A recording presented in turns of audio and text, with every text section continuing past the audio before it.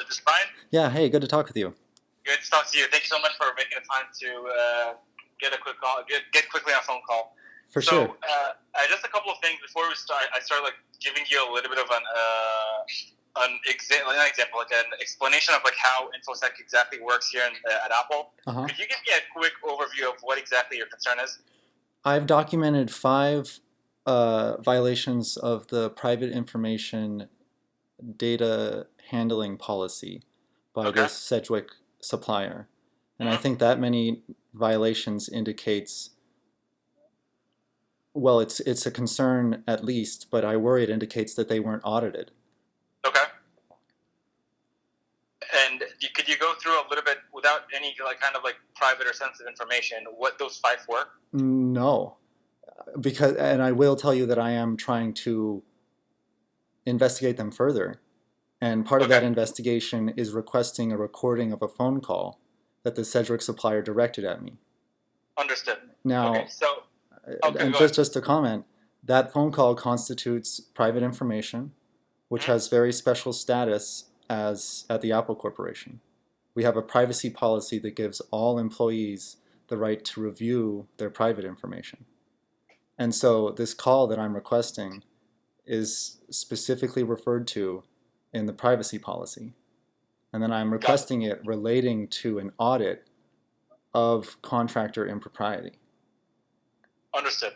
So the 2 things that, like in general, the 2 teams here that would be able to help is, of course, legal, because they are the DPOs. They're the one who actually could confirm all this kind of stuff. Mm-hmm. Because honestly, although like we work in InfoSec, the actual people who determine what kind of data should be shared and not shared are the DPOs. Is the data privacy officers alone. It's not us. Well, so this isn't about sharing. This is about their handling policies. That is still DPO. So DPO, those are the ones responsible to determine those kind of data. Okay. The second part to your question, which is a really, really good point, is whether this supplier actually went through an InfoSec assessment or not, and whether or not they're under compliance. Yeah. And that's where I could definitely help you. It's not my team definitely who would do this, but I could definitely introduce you to who is responsible, who's heading the actual organization for supplier trust. Thank you. Thank you. So under InfoSec, there is a department called Supplier Trust who are responsible to like anything regarding suppliers, whether it's working with them on assessments, assessing whether this supplier is under compliance or not, whether they have vulnerabilities that are not fixed. Anything at all that is not considered a security incident from the intrusion side, it's for them to lead. Got it. Whether you want me to send an email and CC you just for introduction, or whether you want me to just give you a name of who's heading the department, I am more than happy to do either. If you could CC me, please, I would appreciate that very much. Absolutely. I'll send an email right now. I'll have you CC'd. Megan is the one who's actually leading the department. If you don't mind, since of course it's like a little bit Friday afternoon, please follow up. Oh, actually, 1 second. Actually, she has an out of office message in Apple directory. She's gonna come back Monday. Okay. So depending on whether you feel this could wait until Monday or not, but if it could wait until Monday, please follow up like by slacking her on Monday or calling her or texting her. She's very easy to work with. But she heads the whole supplier trust division. And whether she could have her team number 1 check if that supplier went through an assessment, which I assume it would have because of all the important data and sensitive data they're working on. Right. Yeah, like I hope so at least. But I would assume it did. But if it didn't, they would definitely prioritize it to go under an assessment. If it actually went under an InfoSec assessment and there were no InfoSec problems identified, that is where mainly you're going to be relying heavily on the DPO and the HR team, because that kind of, if they are not following a privacy related or data privacy rule, it's up to our legal team and HR team to like actually push for it, not under InfoSec. But at least I know you're right. We need to make sure that at least InfoSec reviewed it at one point and making sure that they're at least up to the standards when it comes to all the InfoSec problems. Right. Well, I really appreciate you putting me in touch with that other team. Not a problem at all. And you know me on Slack, so let me know at any point if you ever need any support. Just for introductions, I actually was supposed to do it earlier, but I'm Khaled, and I lead the security incident response team under AIS. Thank you so definitely, much. if you need anything at all, just let me know. Well, actually, I mean, okay, you asked me earlier. Oh, sorry. Can you hear me okay? Oh, yeah, go for it. Yeah. So you asked me earlier about these incidents, and I was a little reluctant. But I'll briefly go over them with you just to like get your first pass. Like, would you maybe like have like 3 to 4 minutes just to? Yeah, absolutely. Go Okay. for it. Yeah. So due to poor document formatting, they leaked my social security number onto a form that's supposed to go to my doctor's office. They also sent me documents with a 20-day deadline using 7 to 10-day shipping. They gave me a phone call without any introduction that included healthcare questions. They mislabeled one of my claims and then didn't tell me about the correction. What else has happened? And so I went through 3 levels of Sedgwick management, made a data request to all of them. All of them said that they were contacting Apple to process the request. I checked with Apple, no one at Apple was contacted. Then I go to Apple HR, ask them to contact Sedgwick. And Apple HR then tells me I don't have a data access right to this content. And so, like, there's so much unusual here. Like, let me think, is there anything else unusual? Oh yeah, and then like all of this is recorded on these phone calls, and so it's just a very thoroughly documented series of unusual business processes. So I mean, like, doesn't that sound out of the normal to you? No, I get your frustration, and honestly, if my social security was leaked, I would be more than frustrated. Like, you have every right to be. And I think that is where the DPO team or the data privacy officer should shine. My recommendation, while you wait for my email to be shipped to Megan, because at the end of the day, even if that supplier did not go through an info check review, those are still very two distinct problems. So I would still very much recommend to send all the things you said right now, but of course a little bit trimmed, just because there's going to be an email, and send it over to the DPO email that I think Alex on my team sent it to you earlier, but I could definitely send you the email again if you don't have it. Send it to the DPO team. Also CC the HR helpline. I assume that's the one that you reached out to already, because this is something that they should be aware of. They should be, right? Yeah, well, no, that's what the problem is. The Sedgwick specialist. There's a dedicated HR, and she apparently contacted them.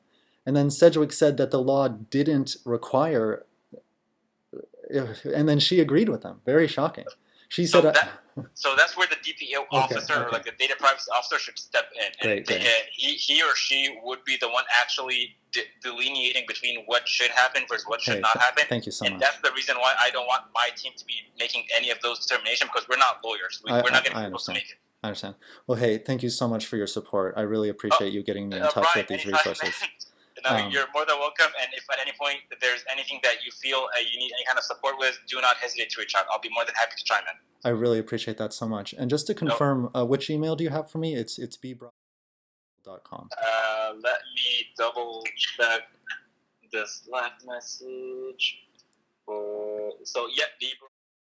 That's the one I'm going to CC right now. But again, those are just 2 distinct problems, so let's not conflate them. I want to make sure that this actually vendor was actually reviewed. But also, the problem you have, I still strongly recommend you to raise it with the DPO, like the data privacy officer, because this is something that they at least need to check from a legal perspective. Right. And hey, I'm sorry if I wasn't very professional in my messaging with you guys. You guys are great. You're fine, man. Again, if I were in your position and my social security was even potentially leaked, I would be frustrated too. So I get everything you said. Do not worry. Hey, thank you so much. I'm really happy to meet you. Likewise. I hope you have a great weekend. All right. See you later. Have a good day. Bye.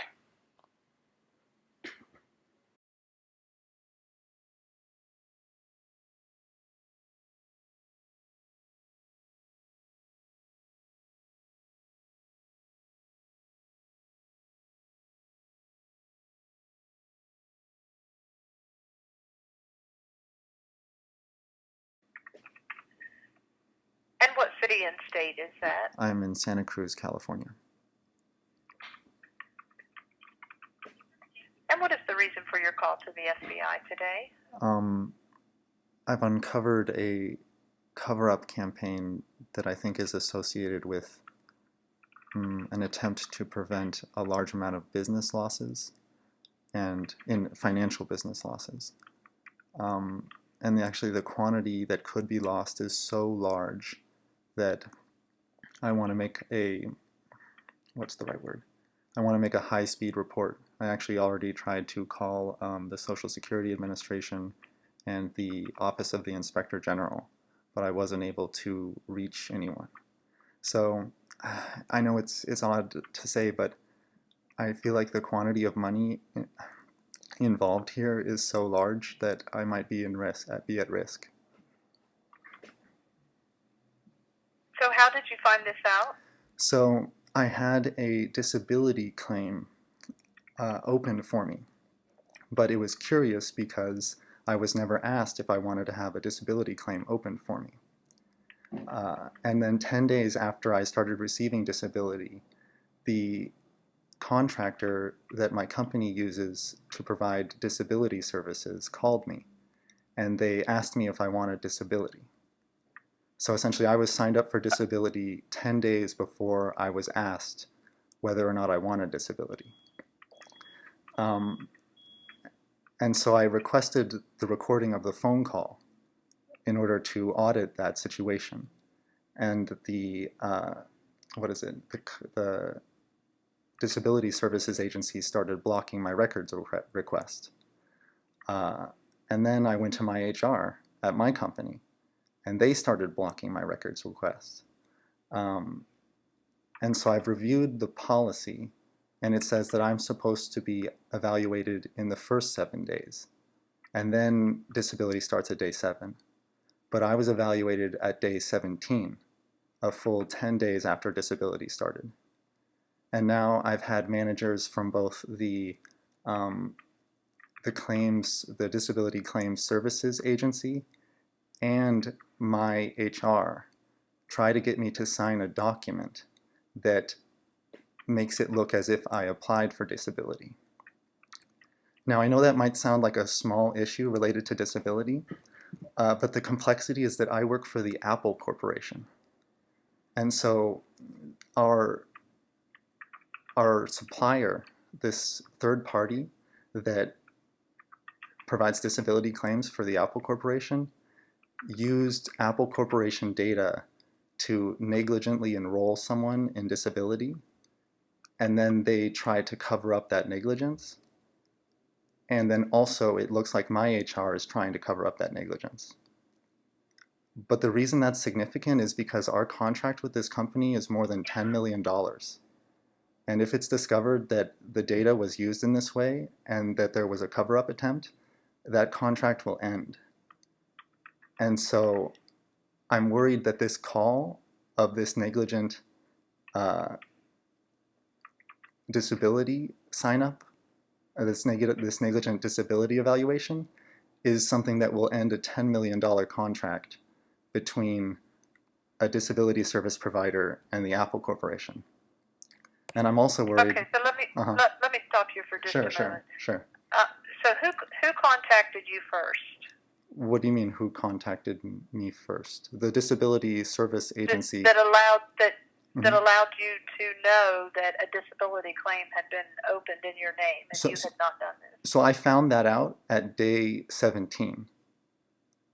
And so I found that out, so I was signed up for disability at day 7, and then they called me at day 17. Who's they? Who called you? It's called the Sedgwicked Corporation. They provide third-party claims management services for the Apple Corporation. Would you spell that for me? Sure. Sedgwick. Actually, let me double check that.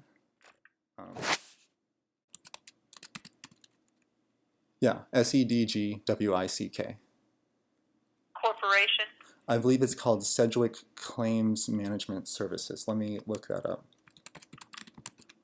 Yeah, the full corporate name, I believe, is Sedgwick Claim Management Services. Or actually, claims, plural. So Sedgwick Claims Management Services. Okay, and so when they called you, That was the first that you heard any of this? Yes. Well, with one exception. I was getting payments in my whatchamacallit. Like I was continuing to get payments even after I went on leave. And so I contacted my, what would you call it? Okay, let me stop you for a moment. What did you go on leave for? Oh, back pain. Okay, so were you on disability at that time? No, I never at any point applied for or requested disability. That's the... Okay, so you were just out on regular sick leave? Yes, precisely. Okay.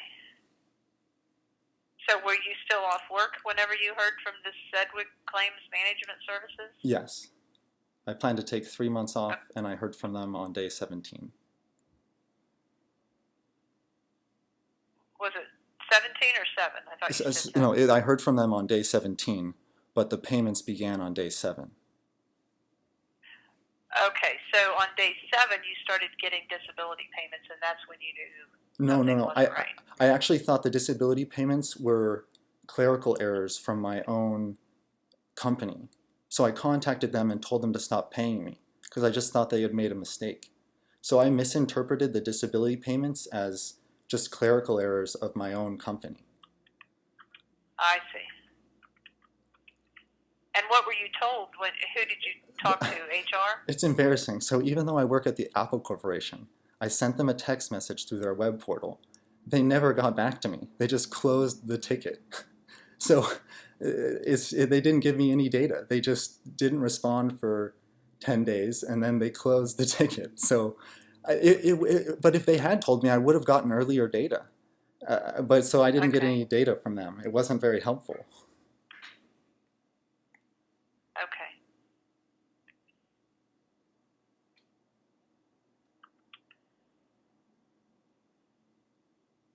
Okay, so this is a third-party payer for disability that your company... More of a manager. It manages the services. Manager. Yeah. Okay, but the payment actually comes from Disability. your employer. No, I believe it's routed through my employer, but it is originating from disability insurance. So I know it's complex, but Sedgwick manages whether or not I receive disability. The government pays the disability, and my own corporation, the Apple Corporation, is the payment conduit of the disability. I know that's a complex triangle there, but yeah. Okay, and you said you have tried to call Social Security Administration but didn't get through to anyone? So I made an online report over the weekend, although, so it's complex. I originally thought this was negligence. I thought that the report or the claim being filed was just negligence, but I've reviewed my communications with these two companies, and I realized they were trying to manipulate me into signing a document that would make it look as if I had intentionally entered disability. Okay, so let me get some dates from you. For sure. What date did you first start receiving payments? So let me think. The phone call where I first found out was on August 31st. Let me pull up my bank records, and I can get the dates of these payments.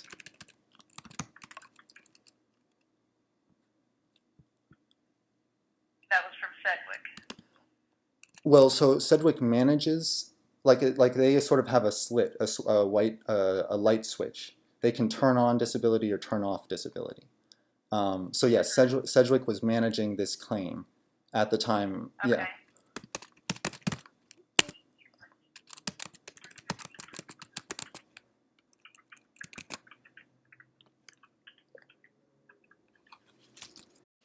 Okay, here I just pulled up my banking records, so I'll get you the payments. So I'm just trying to remember. I went off on leave on August 14th, and so any payment after that would have been one of these negligent payments. Okay, so the first payment was on the 20th, August 20th. And then the second payment was on September 3rd. And in between those two payments is when you got that phone call and realized that you were actually getting disability payments. That's correct, yes. Okay.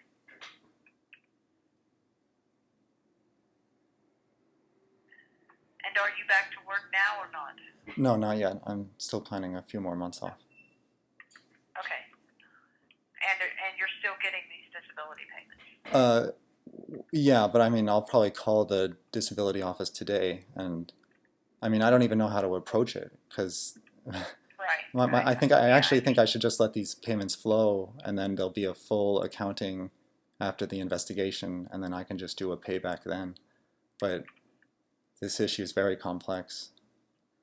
Yes, I see that. I'm just looking over my notes here. And so then, let's see. And do you know when you reported this to HR at Apple?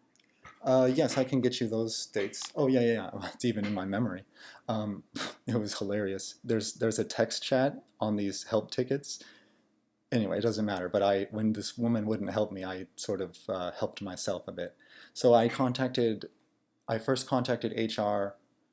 So I put in my records request with Sedgwicked 2 Thursdays ago. And then I had a phone conversation where a manager stonewalled me last Monday. And then I went to my HR last Tuesday. The HR representative said she was going to do research. She got back to me on Thursday. In the message on Thursday, she told me I didn't have a right to the phone call.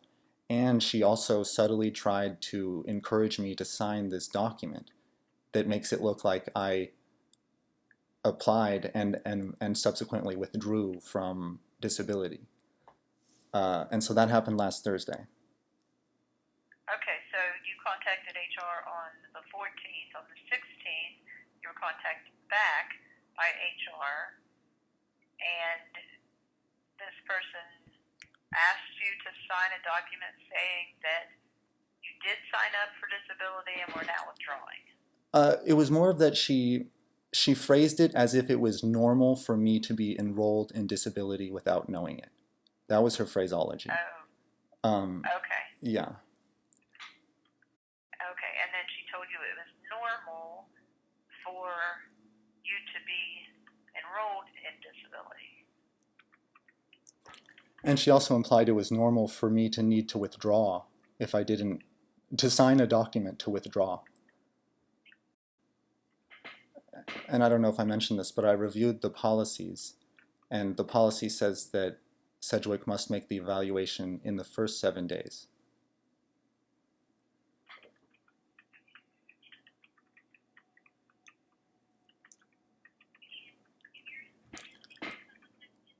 Furthermore, it's pretty obvious that this call that was 10 days late was the evaluation call.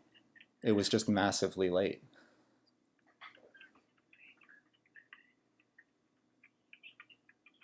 Okay, the policy says Sedgwick must evaluate within the first 7 days. Yeah. But they did the evaluation at day 17.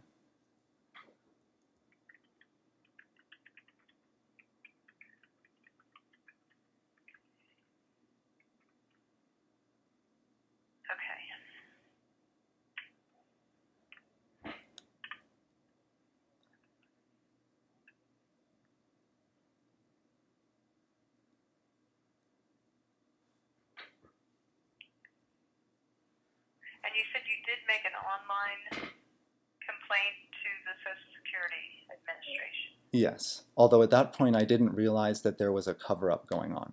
I just thought it was a negligent case. I didn't realize that people had lied to me.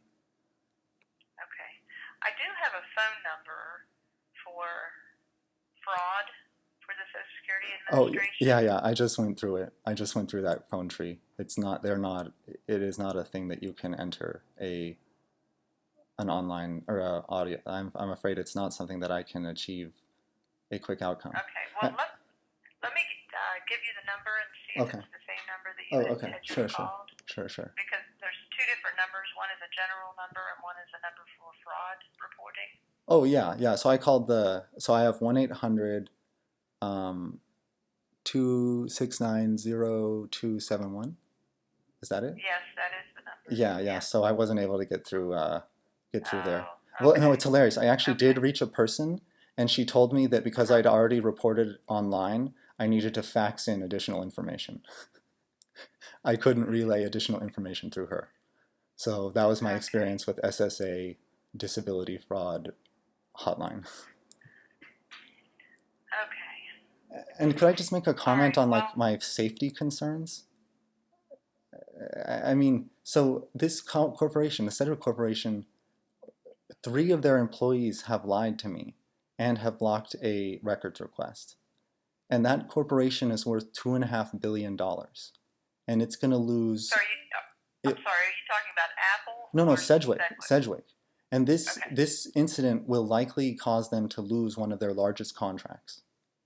And so I'm worried, I don't want to be conspiratorial or anything, but if someone killed me, they could conceal a failure that would cost them between $10 and $100 million. And so I have stress about that. The fact that I haven't been able to make any kind of contact with any kind of government representative regarding this issue.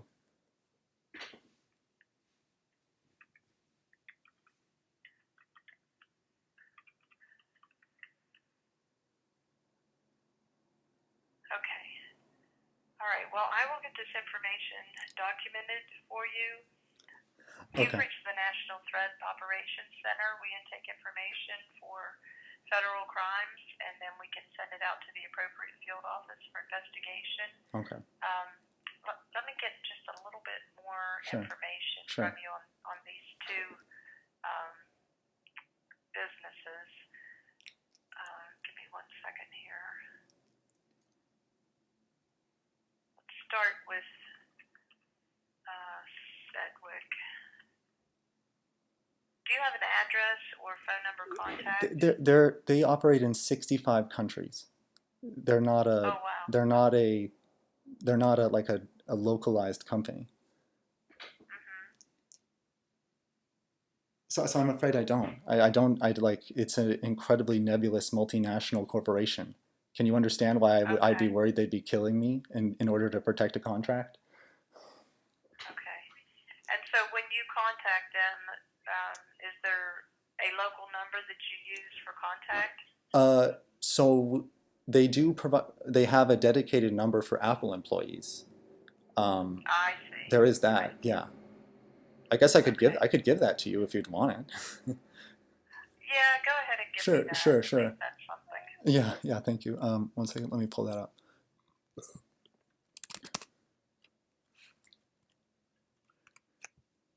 Here, I'll share with you another little tidbit while I'm pulling this up. I think the reason that this case was negligently opened was because their reviewer was a narcissistic abuser. I think they wanted me to do multiple documents one after the other rather than sending me all the documents all at once. And so because they actually did send me a document right away. And then I thought it was incredibly suspicious that they would send me the disability document at day 17 when they could have consolidated the 2 documents together. So I literally think that there was just some crazy person in that company who was using shipping and splitting up documents to inconvenience people. And now they're trying to cover up this, sorry, I'm checking these emails that they sent me, and I know one of them has the specialty, yes, here we are. Okay, it's 855-702-7753. 775. 53. So 855-702-7753. And that's a number dedicated to their service to the Apple Corporation. Okay. And then lastly, just for my records, could I have your street address? Sure. I live at 555 Pacific Avenue, Santa Cruz, California. Area code. And that was 95060. That's correct, yeah. Okay. Did you remember that from earlier? No, I had it documented. Okay. I was like, wow, that was impressive. Okay, so as I said, I will get this documented, and then the information that we intake here can be sent out to the appropriate field office for investigation as the agents deem appropriate, but I can't make any guarantees. No worries. What will happen from this point, but I will get it documented, and I appreciate you calling. Oh, yeah. So my concern, I know it sounds silly, but these people are very evil. Well, I don't know what the wording is. I just don't want these people working with my company. And so even if I die, I hope you guys will follow up on it. Here, I'll just comment. So if I do die, just get a record of the phone call between me and Sedgwick on August 31st. That's all the proof anyone needs that my data was negligently used. And so that's all that's just the relief I wanted. I'm sure I'll be able to follow up with the Social Security Administration. And then if you guys are able to get in touch with me, that's great. I just realized all this over the weekend, and I felt stressed that maybe something would happen to me and no one would know, you know. And so I appreciate you guys taking my report. Okay, well, yeah, I will get it documented. Hey, well, that's actually all I wanted. I know that there's no magic wand to fix these things, but just that I have something on the record as soon as I was aware. I really appreciate you facilitating that. That's a really nice service. You're welcome. Hey, thank you. And can you remind me of your name? It's Leanne. Leanne. Hey, thank you for your help, Leanne. This conversation actually gave me a lot of relief. You're welcome. Have a good day. Hey, have a good day too. See ya.